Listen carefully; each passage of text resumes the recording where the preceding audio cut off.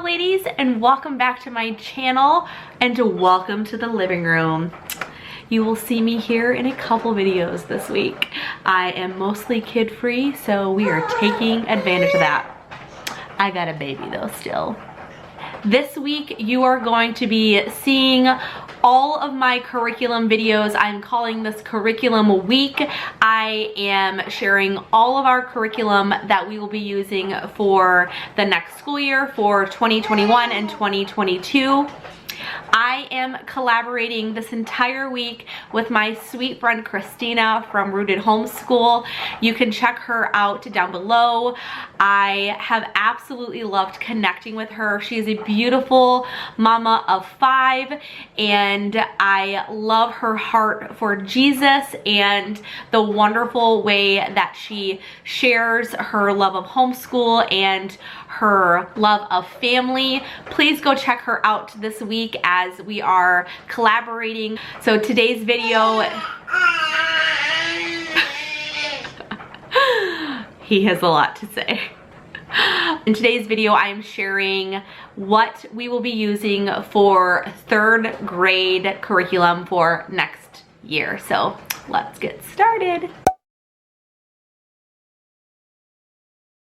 So last week I shared our year in review and how that went. So I will link that here and please go check that out. So some of the things that we used last year we'll be carrying into next year, and we will be using some new things as well. So for my 3rd grader, if you are new around here, my name is Nikki and we have just finished our 3rd year of homeschool. So we will be going into our 4th year, which is like just crazy to me. I cannot believe that we have been doing this for 4 years. It's hard to believe because we have started from the very beginning. My kids have never actually been to public school, and it's just crazy to think that like all the things that they know, like that we did that. It's just weird. It's just weird and cool, but crazy to think about. So if you watched my review video, you will know that my former 2nd grader, soon to be 3rd grader, he has used The Good and the Beautiful for the last 2 years for language arts, and we are continuing on with that curriculum. It has been wonderful for him. He has done so well with that, and I'm going to put a little picture of what level 3 looks like here. For him, this works so well. So I mentioned in my review video that I do not purchase their already like printed and bound curriculum. I actually use the free downloads that they offer on their website, and if you didn't know that, I'm going to link that down below. Levels 1 through 5 of their language arts programs they give away for free. 100% for free. There's no catch, no gimmick. You just go download it. They send it to your email. It's amazing. And so we will continue to do that. I usually print all of it at once, and then I bind like a few units together at a time for him, and so that he does not get overwhelmed. I will continue to do that for a level 3 this year.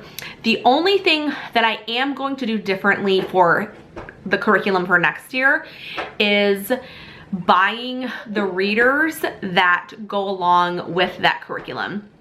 This past year, we simply used the free ones that you can download from The Good and the Beautiful, which it's so generous, and that is why I love that company. They are just so giving and generous with their resources, and I cannot say enough good things about that company. So not only do they give you the curriculum for free, but you can also download the readers that go alongside the curriculum for free as well.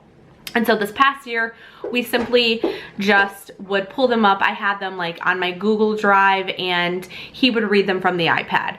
But he said that he would really like to have them in his hands a physical copy to read, so I am going to get that for him for next year. So that'll be the only change for him as far as like his language arts goes. He will get to have the reader in hand and be able to read the stories as often and as frequently as he wants, because he will have them. So moving on to math.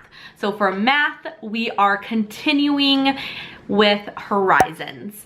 I shared a full-scale review of how we use Horizons and why we love it, and we are definitely sticking to that. So this past year, because we switched from one curriculum to Horizons, I had him do the previous year first. So he was in 2nd grade, so I had him do all of the 1st grade curriculum first, and then he moved into 2nd grade. And so because of that, he only got through the 1st book of 2nd grade. So for next year, he is going to be starting book 2 of 2nd grade, or level 2 they call it, in Horizons math. So we actually ended at a really good spot, because the end of book 1 in 2nd grade is when they start doing multiplication, and he was really starting to get that, and it was like it was a really sweet spot for us to like stop and like put it aside and start again in the next school year. So he turns 8 this summer, and I feel like he will be a little bit more ready for multiplication, for full-blown multiplication. So we really stopped at like a really good point, and for next year he will start with book 2 of 2nd grade, and depending on how he does with that, we may skip some stuff and move him on to 3rd grade or to level 3, but it really just depends on how he does with the next book. But at some point next year, he will move on to level 3 and work his way through that for his 3rd grade year. Now, the other thing that I am going to add in as he is learning multiplication will be The Good and the Beautiful's musical multiplication. I have heard really good things about it, and I want to try that out with him. So he is my oldest, and he's kind of like my guinea pig. So I am learning as I go and trying to figure out things that will work well for learning things like that, learning things like multiplication. This is all new territory for me, so I'm just trying to use the resources that I have read about and seen, and use sources that I know and trust and that we have used already. And The Good and the Beautiful is a company that I love and that we already use in our homeschool, so I want to give that a shot and see if that helps him master those skills of multiplication. Now for writing, we will continue to use the Moffat Girls journal prompts, which I have talked about before. We will continue to use those for next year. So along with the Moffat Girls journal prompts, he also is going to be using Handwriting Without Tears, their Building Writers workbooks. I'm going to put a picture of this one. So he's going to start with book C. I think he needs a little bit of work with building sentences, and I have heard really good things about these books, and so we're gonna give it a shot and see if it works for him, to see how it goes.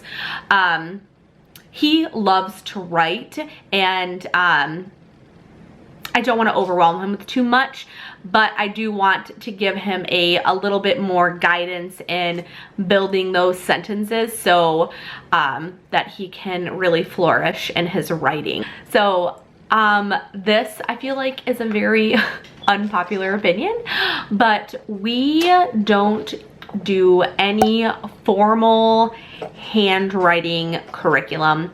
No grammar, no spelling. We don't do any of that.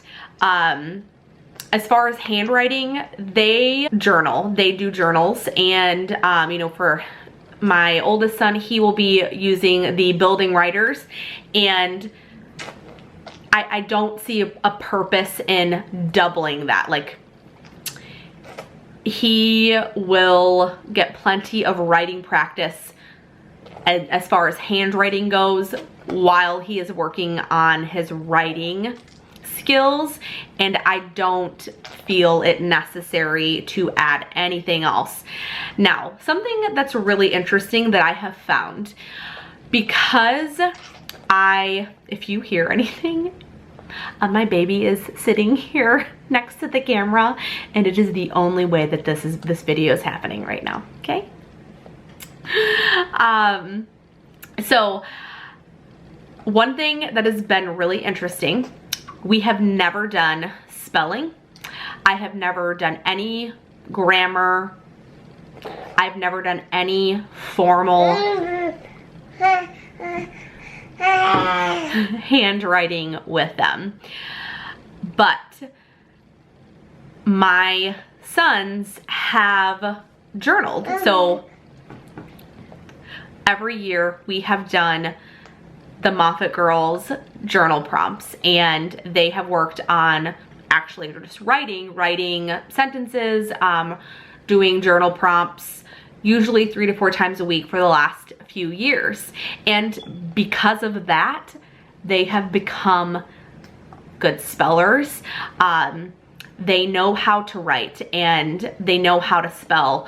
It makes me feel confident in that, because even my son, who has been a struggling reader, he can spell words pretty well, and I 100% credit that to focusing on them actually just writing sentences, opposed to spending time and like doing spelling or spelling tests or grammar or anything like that. Anyway, I am not a homeschool mom who does any grammar or spelling or handwriting. And the other thing about handwriting for me, and again, I feel like I might get some feedback on this, but handwriting is not the same as it used to be. Do my kids need to know how to write with a pencil? Absolutely. But let's face it, in most professions, there is not a lot of handwriting anymore, and most of that is done on a computer. I'm not negating the fact that they need to know how to write. Obviously, they need to know how to write with a pencil, but I really don't spend a lot of time in making sure that they have this beautiful, perfect penmanship, because I frankly just don't think that it matters. I just don't think that it matters, and I would rather spend time doing other things instead of making them sit and do a sheet of handwriting practice. And last but not least, we will be using Outschool again for his 3rd grade curriculum. So next year, he will be taking a typewriting keyboard class, whatever you want to call it. He will be doing that. He will be taking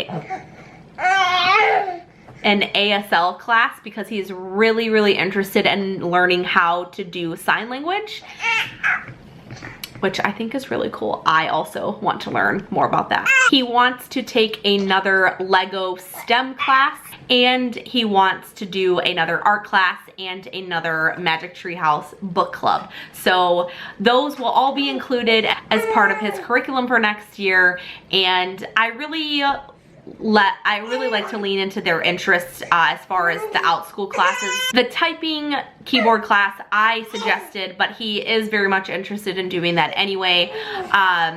And all the other ones are things that he is interested in and wants to do again. So those, he will help me pick which ones he wants to do, and we will get him signed up for those. And if you have been around here for any length of time, you know that we are big game schoolers here. So, okay, so this is real life, and he is just, I have a teething baby, and I'm trying to do my best. So I'm gonna wrap this video up, because this little teething monster is telling me that we're all done here. So as part of, of course, our curriculum always includes lots of games, and I will be talking more about our game schooling an upcoming video, so stay tuned for that. Thank you so much for watching. That kind of wraps up our 3rd grade curriculum. Now, as far as all of our extras like science and history and geography, those will be our family subjects. So stay tuned for that video. That video is coming on Thursday, and I will be sharing all about what we'll be using for those subjects. Thank you so much for watching this video. Again, I want to remind you to check out Christina at Rooted Homeschool. I have linked her down below. Please check out her video. Today, she is sharing her 9th grade curriculum for next year. She is entering high school, which at this stage in my life is so hard to even fathom, like that this is gonna be a high schooler one day. So if you are looking for high school curriculum, you have a child entering high school next year, go check her out and see what she is sharing over there today. Thank you so much. I hope you enjoyed this video. It has been interesting. Thank you so much for watching. I will see you in the next one. The world could fall down, it's gonna be okay. The sun could go